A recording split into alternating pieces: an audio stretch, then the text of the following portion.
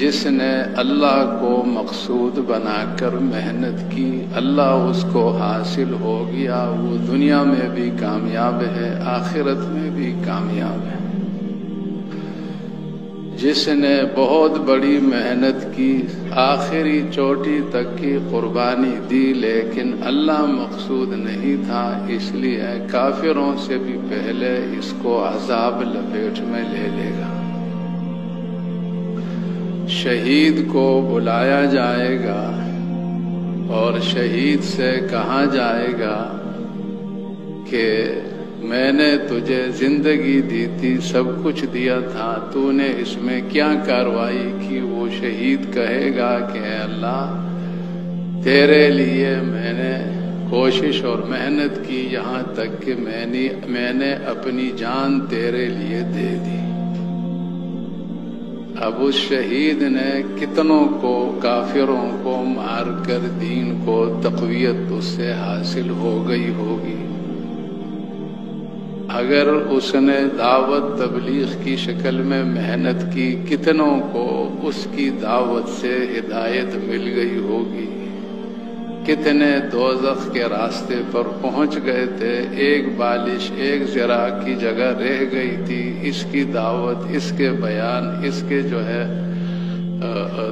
وہ ترغیب کو سن کر توبہ کر لی، جنت میں چلا گیا۔ تو ہزاروں انسان اس کی محنت سے، ہزاروں انسان اس کی اللہ کے راستے میں جان دینے سے یہ ہدایت پر آ گئے ہوں گے، اور کتنا انہوں نے کافروں کو مار کر جو ہے موت کے گھاٹ اتار کر اسلام کو تقویت پہنچائی ہوگی۔ لیکن یہ بد نصیب، اس ساری کارگزاری میں اللہ اس کا مقصود نہیں تھا، اس لیے کافروں سے بھی پہلے عذاب اس شہید کو، اس جان دینے والے کو لپیٹ میں لے لے گا۔ اس نے اللہ کو مقصود نہیں بنایا۔ دین سیکھا، بڑی کاوش کے ساتھ سیکھا، بڑی محنت کے ساتھ سیکھا، اور پھر ماشاءاللہ بیٹھ کر لوگوں کو دین سکھانے لگا۔ بیرونی ممالک میں اس کے شاگرد پھیلے ہوئے ہیں، بیرونی ممالک میں اس کے شاگرد کام کر رہے ہیں، پاکستان میں بے شمار شاگرد اس کے کام کر رہے ہیں، اور کتنوں کی براہ راست اس کے تعلیم کی برکت سے زندگی بن گئی ہوگی، کتنوں جو اس کی وجہ جنہوں نے اس سے تعلیم حاصل کی، ان کی محنت سے کتنوں کی زندگی بن گئی ہوگی۔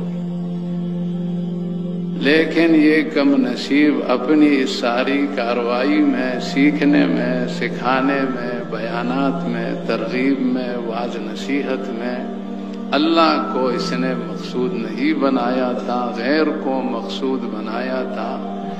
اس کے کہنے پر ہزاروں لاکھوں دوزخ سے بچ کر جنت میں جائیں گے، یہ کم نصیب کسی اور طرف جائے گا قیامت کے دن۔ ایسے ہی سخی آدمی ہے ماشاءاللہ، بہت سخاوت کی، کتنے بیوائیں معاش کی تنگی کی وجہ سے رو رہی تھی، اس کی امداد کی برکت سے ان کا رونا ختم ہو گیا۔ کتنے یتیم معاش کی تنگی کی وجہ سے آنسو بہا رہے تھے، اس کی امداد کی وجہ سے ان کا کام بن گیا، غربت ختم ہو گئی۔ کتنے غربت جو بہت مایوسی کی حالت میں پہنچ گئے تھے، اس کی سخاوت کی وجہ سے ان کی مایوسی امیدوں میں تبدیل ہو گئی۔ لیکن یہ کم نصیب خود دوزخ میں جا رہا ہے کہ اس لیے کہ اس نے اپنی ساری کارروائی میں اللہ کو مقصود نہیں بنایا۔ ہر پیغمبر علیہ السلام نے اپنی امت میں اس بات کی محنت کی کہ ان کی امت کا ہر بندہ اللہ کو مقصود بنا دے۔